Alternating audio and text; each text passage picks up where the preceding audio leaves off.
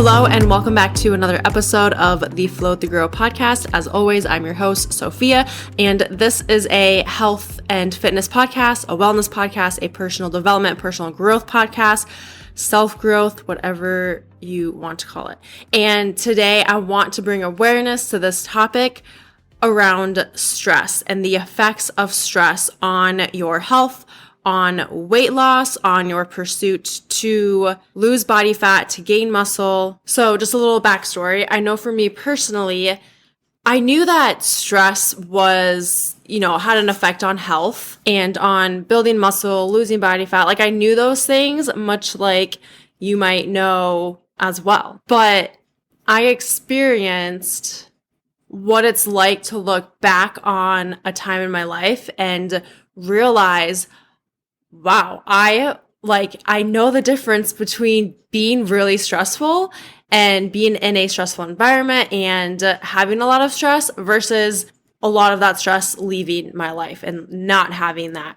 It's kind of like, I like to compare it to when I was in college and I was getting like 5 or 6 hours of sleep a night. And then when I was done with college, I was getting 7, 8 hours, and I felt like a whole new woman. It was crazy. It was like the difference is day and night. Like if you get enough sleep versus when you're lacking sleep, you will know what I'm talking about. And that's the same exact thing that happened when I was living in a state of constant stress versus now when that stress, we all have stress, but when it's just not as much.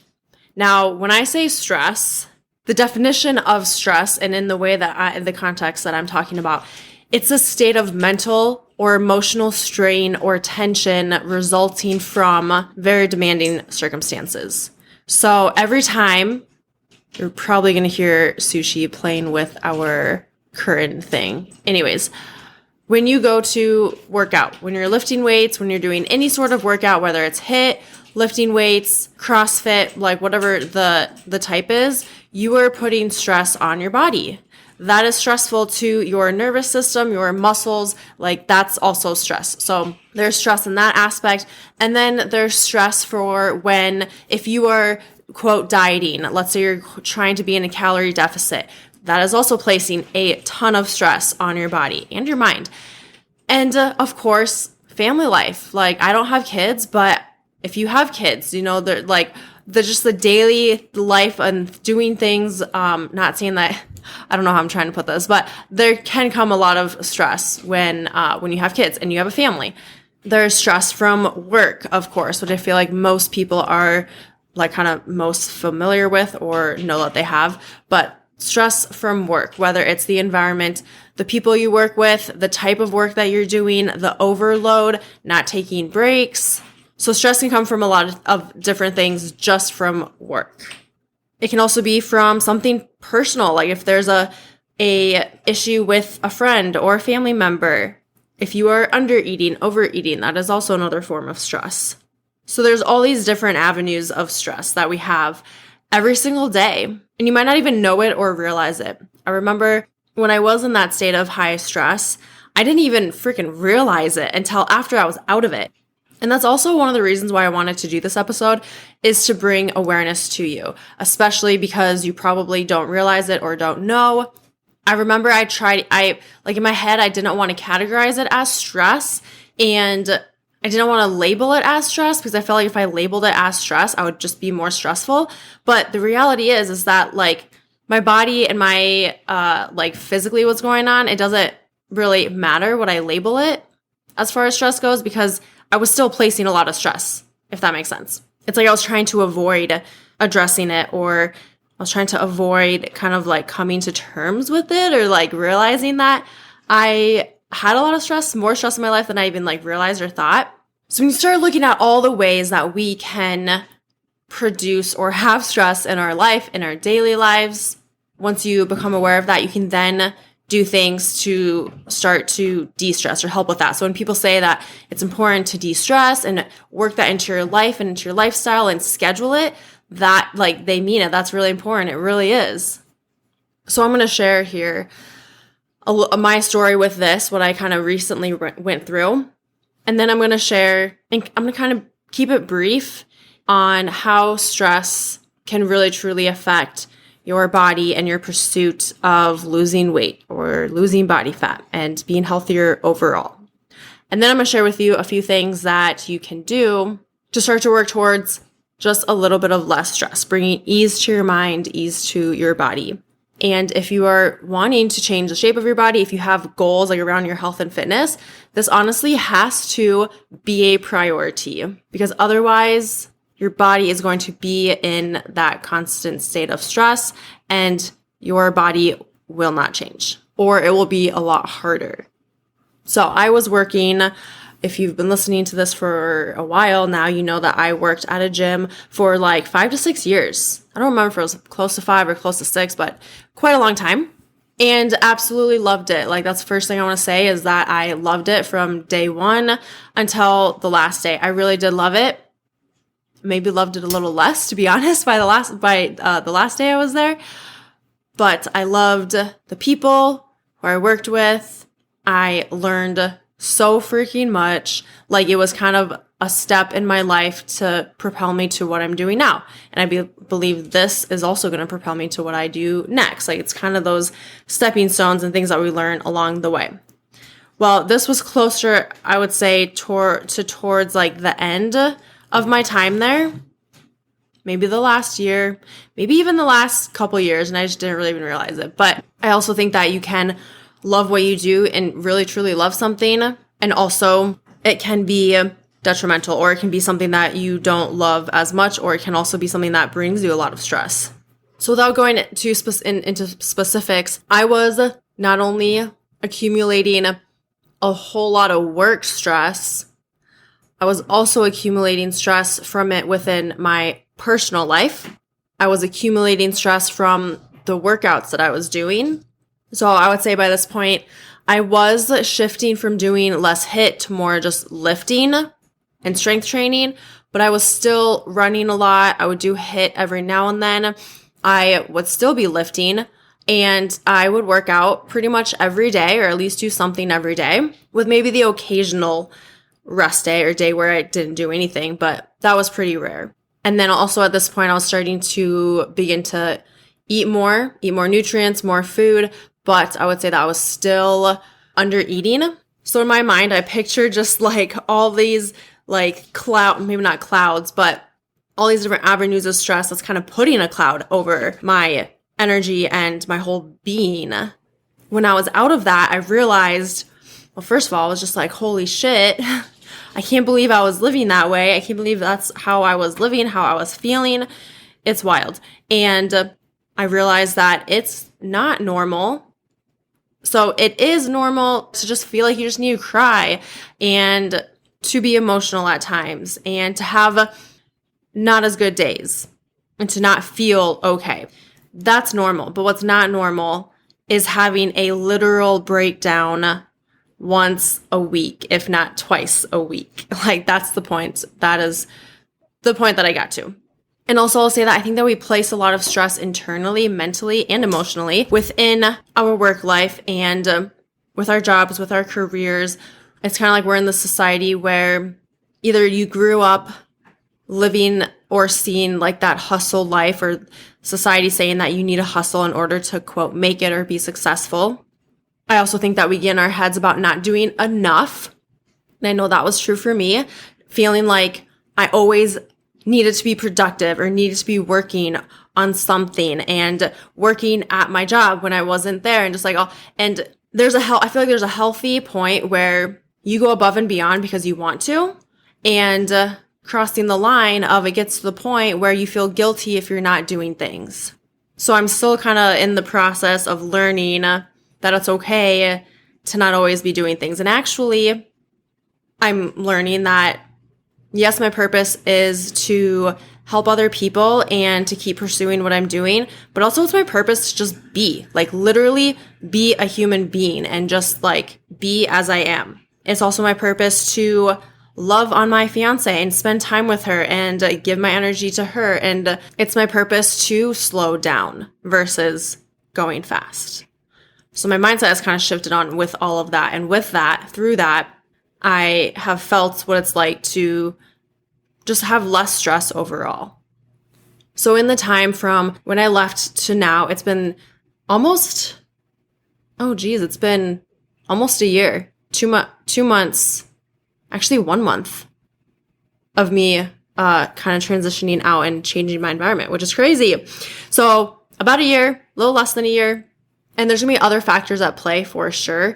I started eating more. I've started having actual rest days where I don't do any sort of workouts or lifting. I can give my body and muscles a break.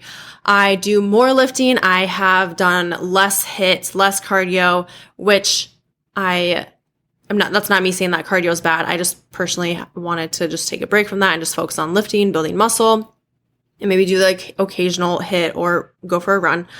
So already less stress on my body physically, like for workouts. And since moving, I have actually dropped 4% body fat. And it was actually very unintentional. And the other factors at play, like I said, I think giving my body breaks and like my whole workout style like completely changed. And I focused on building muscle, again, less rest days.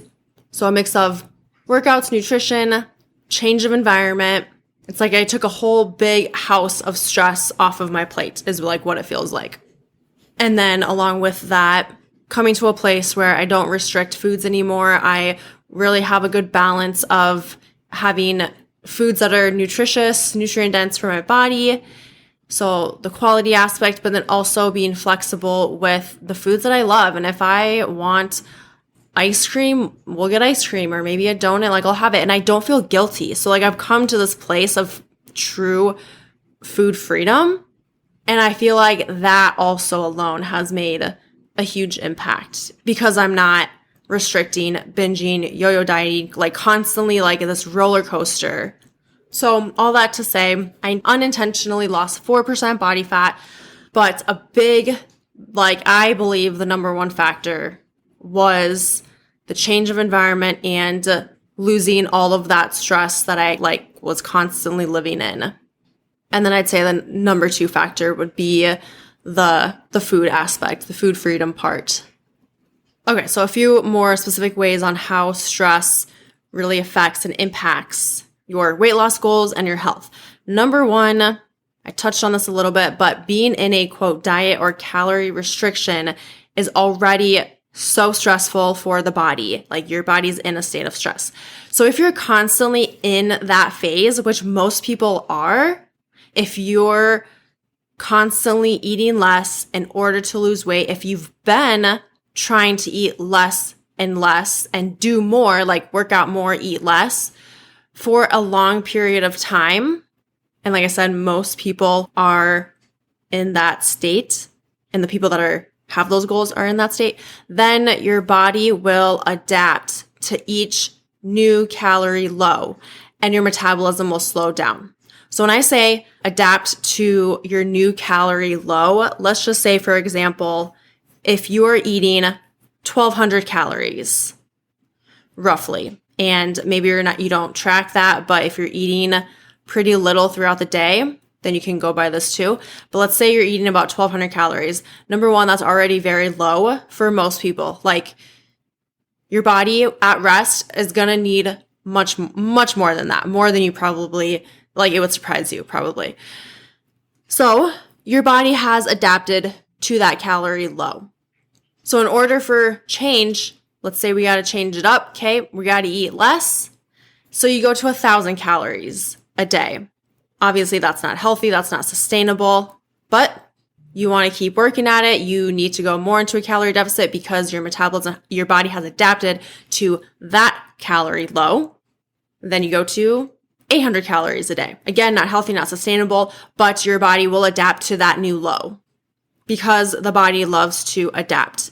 It's basically trying to be in survival mode and it's going to adapt to change.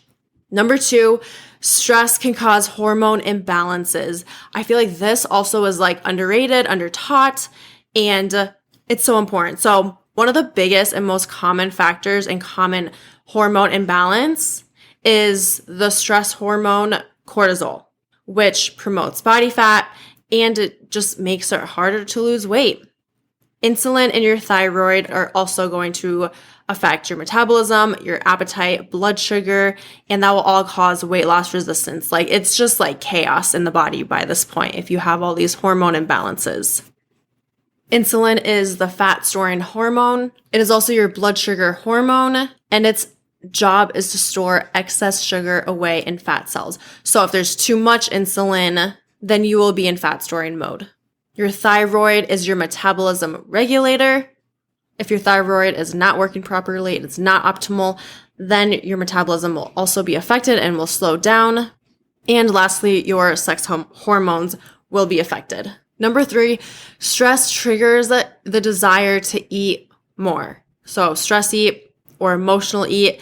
And usually the types of foods, which maybe you've experienced already, but usually the types of foods that people crave and want are generally the more processed foods. So the foods that don't really serve our bodies in a nutritious way, are not as nutrient dense, and it can alleviate stress in the short term. So it's kind of like that feel good feeling. But in the long term, of course, it can make us feel worse from a health standpoint, from a weight loss standpoint, mentally. Number 4, oftentimes more stress will equal less sleep, which will only add to all of this chaos. I believe I did an episode on sleep, so I will link that in the show notes. But sleep is vital for weight loss goals, health goals, overall health and wellness. Now, those are the only 4 I'm going to share. So there can be many other factors, and it can look different for each individual person. Everyone experiences a different reality, and everyone has different stress levels and different stressors of life. So it can be very individualized. But kind of like I mentioned before, if you're constantly in survival mode, you're constantly in a state of stress, your body is going to keep you safe. So it will hold on to body fat.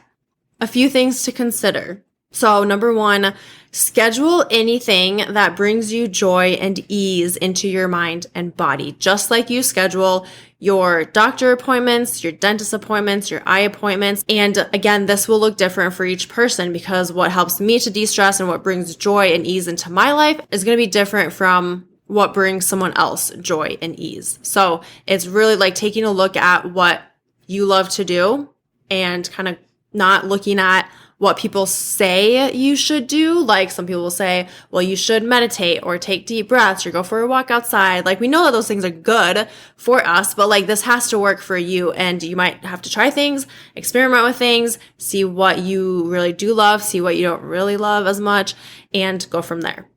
Number 2, was a big one for me, a change of environment. Like I said before, I dropped 4% body fat in less than a year because of the amount of stress that left my life.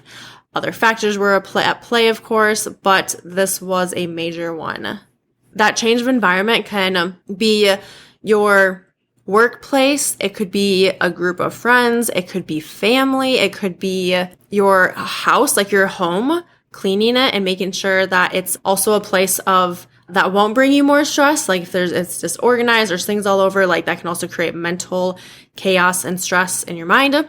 Number 3, get your hormone levels checked. Also very important. I will admit that I have not done this yet, and I really do want to. I've been wanting to for a while.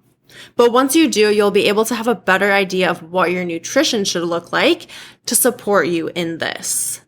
You'll be able to know and find out what you're deficient in, where your levels are at, if they're out of whack, and then go from there. So I don't know too much information on this, but I know that you can get some home hormone testings done, and you can also go to your provider and get your levels checked. With anything, I always recommend starting small, not trying to change everything at once. But I want to bring awareness and want you to understand that stress plays a huge role in your ability to lose weight, in your body's ability to lose weight, if that's your goal.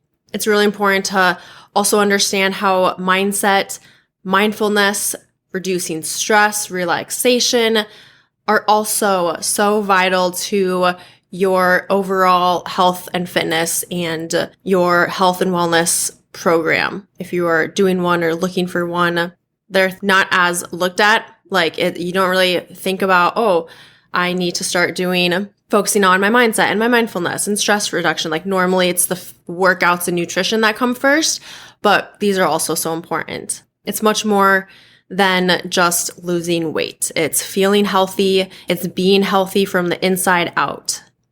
It's being able to have this be a lifelong thing, to have it be sustainable. They're all intertwined, interconnected.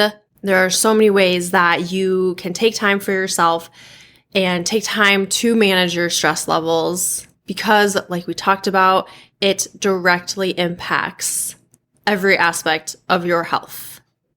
If you need help on your journey, I have 2 available spots open. I'm taking on 2 more clients for my one-on-one program. I help you focus on getting started the right way, on simplifying things. I look at every aspect of your life. We talk about workouts, we work on nutrition, but also the everyday lifestyle habits and daily habits. Your sleep, your stress, your mindset, your mental health.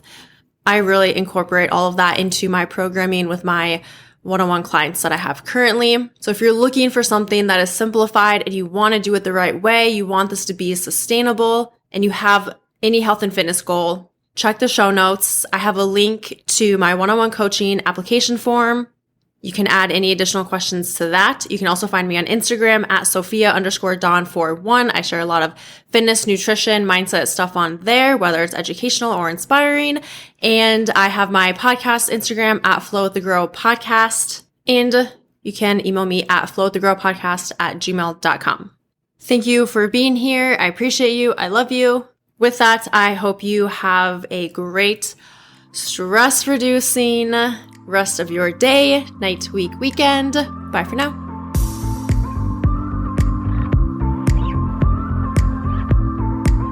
Thanks for tuning in to this episode of Flow with the Grow. I'll see you next week for your daily dose of positivity and growth.